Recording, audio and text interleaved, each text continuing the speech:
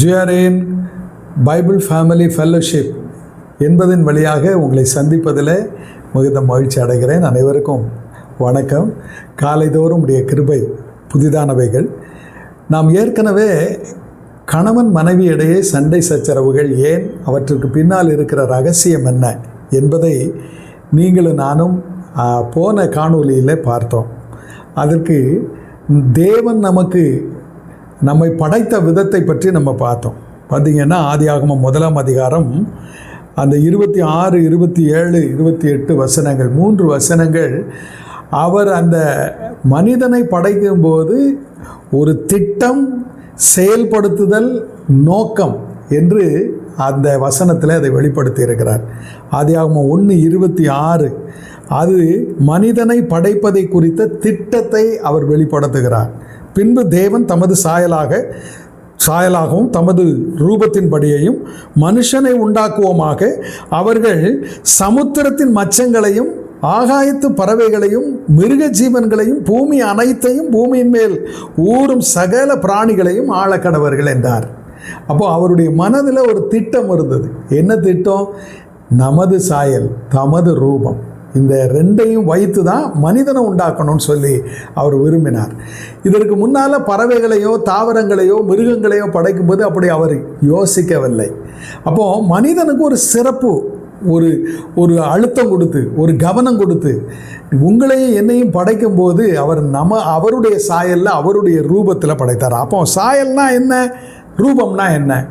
நாம் நினைக்கிறோம் நம்முடைய தலை, கழுத்து, மார்பு, வயிறு, கால்கள் இப்படி செங்குத்தாக இருப்பதான் சாயல், மனிதனை போல தான் கடவுள் மனிதனை போல தான் இருப்பாரோன்னு நம்ம நினைக்கிறோம். அப்படி இல்லை.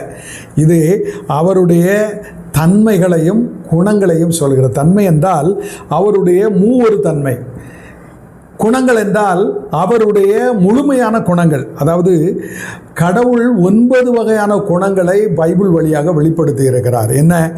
அவர் சர்வ வல்லவர், சர்வ வியாபி, சர்வ ஞானி. பார்த்திங்கன்னா அவர் ஓம்னி பொட்டன், ஓம்னி பிரசன்ட், அப்புறம் ஓம்னிசியன்ட் என்ற 3 தன்மை. இந்த 3 பண்புகளையும் யாரோடும் அவர் பகிர்ந்து கொள்ளவில்லை. அது அவருடைய தனிச்சிறப்பு. அதற்கு அடுத்ததாக 3 குணங்கள் இருக்கிறது. அதான் பரிசுத்தர், நீதிபரர், அன்பானவர். இது அவருடைய மூவொருமையை குறிக்கிறது. மூவொருமை. நீங்கள் பரிசுத்தம் என்ற வார்த்தை வேதத்தில் 3 முறை வருகிறது. பரிசுத்தர், பரிசுத்தர், பரிசுத்தர் என்று. அப்படி என்றால் அவர் நீதிபரர், நீதிபரர், நீதிபரர் என்று பொருள். அன்புள்ளவர் என்றால் அன்புள்ளவர், அன்புள்ளவர், அன்புள்ளவர் என்று பொருள். அவர் மூவொரு தன்மை உடையவர். அவர் முக்காலத்திலும் அதை வெளிப்படுத்துகிறவர். அடுத்த 3 பண்புகள்: அவர் மரணம் இல்லாதவர், ஆரோக்கியமானவர், சுவாதீனமானவர். அவர் நித்தியமானவர், healthy person and independent person. இப்போது மனிதனை படைக்கும்போது இந்த பரிசுத்தம், நீதி, அன்பு, மரணம் இல்லாமல் ஆரோக்கியமானவனாக, சுவாதீனமானவனாக படைத்தார். இந்த 6, அதாவது மூவொரு தன்மை, 3 பண்புகள், பரிசுத்தம், நீதி, அன்பு, இந்த 3 அவருடைய மூவொருமையை காட்டுகிறது.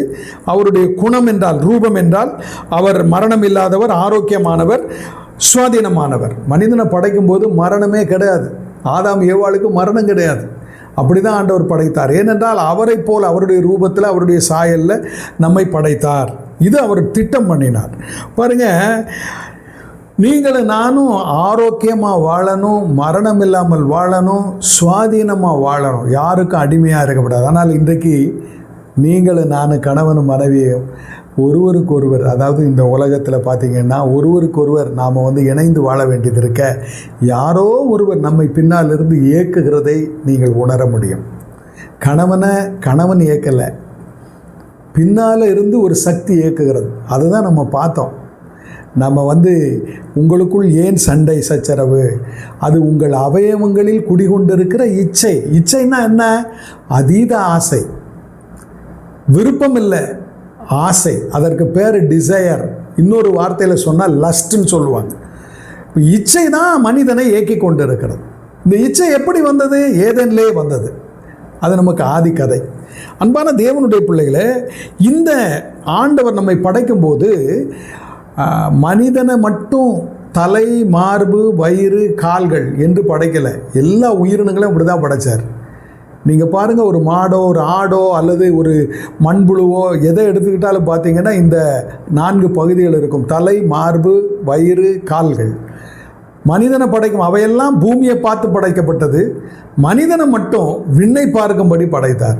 செங்குத்தாக சர்வ வல்லவரை நோக்கி பார்க்கும்படி படைத்திருக்கிறார். இப்போ நம்முடைய இல்லற வாழ்க்கையில் நடுநாயகமாக யார் இருக்கிறான்னா கர்த்தர் தான் இருக்கிறார். அன்பான தேவனுடைய பிள்ளைகளே, இப்படி ஆண்டவர் அவரை போல மூவொரு தன்மையுடையவர்களாக நம்மை படைத்திருக்கிறார். நம்ம எப்படி படைத்திருக்கிறார்? முப்பரிமாணத்தில்: ஆவி, ஆத்துமா, சரீரம். நீங்கள் பாருங்கள், ஆவி தேவனிடத்திலிருந்து வந்தது. அதுதான் மையப்பொருள், அதுதான் ஆள வேண்டிய ஒன்று. மனிதனை எது ஆளணும்? ஆவி ஆளணும். ஆனால் ஆவி, தேவன் தந்த ஆவி ஆளாமல் இந்த இச்சை ஆண்டு கொண்டு இருக்கிறது. இச்சைக்கு பின்னால் யார் இருக்கிறா? அந்த விழுந்து போன அந்த பெருமையின் அதிபதியாகிய சாத்தான் இருக்கிறான். இப்போ நம்முடைய சண்டை சச்சரவுகளுக்கு பின்னால் யார் இருக்கிறா? இந்த இச்சை இருக்கிறது, அதான் ஆசை இருக்கிறது. அந்த அந்த விரகதாப அந்த அந்த அதீத ஆசை தான் நம்முடைய வாழ்க்கையில் மோசமான எண்ணங்களையும் சமாதானமின்மையையும் சண்டை சச்சரவுகளையும் பகையையும் உண்டாக்குகிறது. பாருங்கள், ஆவி ஆள வேண்டிய இடத்துல, ஆத்துமா ஆவிக்கு அடிபணிய வேண்டிய இடத்துல ஆத்துமா இன்றைக்கு சரீரத்திற்கு அடிமைப்பட்டு கிடக்கிறது. பிரியமானவர்களே, மீண்டும் நீங்கள் அந்த அந்த அந்த யாக்கோபு எழுதின நிருபத்தை பாருங்கள். யாக்கோபு எழுதின நிருபத்தில் அந்த 4ஆம் அதிகாரம் 1ஆம் வசனம் இப்படி சொல்லுகிறது. அதை நான் திரும்பவும் வாசிக்கிறேன் பாருங்கள். யாக்கோபு 4:1: உங்களுக்குள்ளே யுத்தங்களும் சண்டைகளும் எதனால் வருகிறது? ஏன் சண்டை வருகிறது? ஏன் யுத்தம் வருகிறது? உங்கள் அவயவங்களிலே, உங்களுடைய சரீர அவயங்களிலே, அதாவது கண்களிலே, காதுகளிலே, மூக்கிலே, நாக்கிலே, உடலெங்கும் இருக்கிற உணர்வுகளிலே போர் செய்கிற இச்சைகள். அப்போ ஆண்டவர் படைக்கும்போது சாந்தமாக, அமைதலாக, அன்பாக, நேர்த்தியாக படைத்தார்.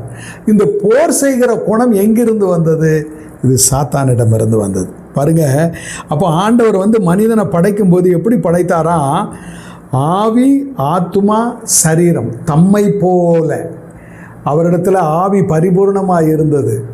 அதிலிருந்து ஒரு ஆவியை எடுத்து தான் ஆதாமை படைத்தார்.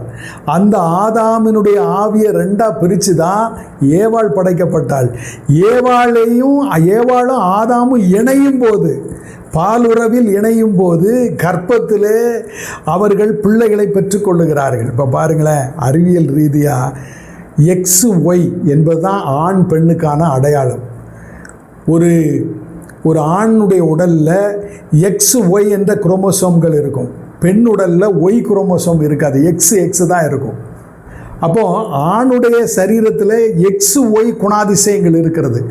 பெண்ணுடைய உடலில் XX குணங்கள் மட்டும்தான் இருக்கிறது, Y கிடையாது. அப்போ ஆண் குழந்தை பெறுவதற்கு ஒரு X குரோமோசோமும் ஒரு Y குரோமோசோமும் இணைஞ்சால் மட்டுமே ஆண் குழந்தை பிறக்கும். அப்போ அந்த ஆண் குழந்தை பிறக்கிற ஆற்றல் யார்கிட்ட இருக்குது? அந்த அந்த சக்தி எங்கே இருக்குன்னா ஆணுடைய உடலில் இருக்குது. அப்போ ஆண்டவர் பாருங்கள், பெண்ணிடத்தில், அதாவது ஆதாமினிடத்தில் இருக்கிற Xஐ 2ஆக பிரித்து பாதியை, அதாவது குவார்ட்டரை மனிதனிடத்துலையும் மீதி இருக்கிற 75% பெண்ணிடத்திலும் வைத்து விட்டார். அன்பானவர்களே, இப்போது குழந்தைகள் பிறக்கிறார்கள். ஆண் குழந்தை பிறக்கிறது, பெண் குழந்தை பிறக்கிறது. இந்த 2 குழந்தைகளும் தேவனாலே உருவாக்கப்படுகிறார்கள். எப்படி உருவாக்கப்படுகிறார்கள்? ஆவி, ஆத்துமா, சரீரம். ஒரு உண்மையை நீங்கள் புரிந்து கொள்ளணும். தேவன் முதலாவது ஏதேனில் கொடுத்த அந்த ஆவி இன்று வரை உலகமெங்கும் பரவி கொண்டே போகிறது. குழந்தையாக அது பறந்து போகிறது. அந்த கணவனும் மனைவியும் பாலுறவில் ஈடுபடும் போது கருவிலே குழந்தையை உருவாக்க வைக்கிறார். அந்த ஆவி சரீரமாக, ஆத்மாவாக மாறி, சரீரமாக மாறி குழந்தையாக வெளிப்படுகிறது. ஆண் குழந்தையாக, பெண் குழந்தையாக பெறுகிறது. அந்த குழந்தை அரை குழந்தை தான். திருமணமாகும் வரை எந்த ஒரு ஆண் குழந்தையும் ஒரு பெண் குழந்தையும் ஹாஃப் மேன் தான், ஹாஃப் உமன் தான். திருமணத்தில் இணைச்ச பிறகு தான் ஃபுல் உமன், அதாவது மிஸ்டர் அண்ட் மிஸ்ஸஸ் என்று அழைக்கப்படுகிறார்கள். அப்போது அந்த 50 சேரும்போது 100% மாறுகிறது. பாருங்க, தேவன் நம்மை முப்பரிமாணத்தில் படைத்திருக்கிறார். ஆதாமை ஆணுக்கு அடையாளமாகவும் பெண்ணை பெண்ணுக்கு அடையாளமாகவும் படைத்தார். 27 தேவன் தமது சாயலாக மனுஷனை சிருஷ்டித்தார், அவனை தேவ சாயலாகவே சிருஷ்டித்தார், ஆணும் பெண்ணுமாக சிருஷ்டித்தார். அப்போ மனிதன் என்றால் ஆணும் பெண்ணும் சேர்ந்தது தான் மனிதன்.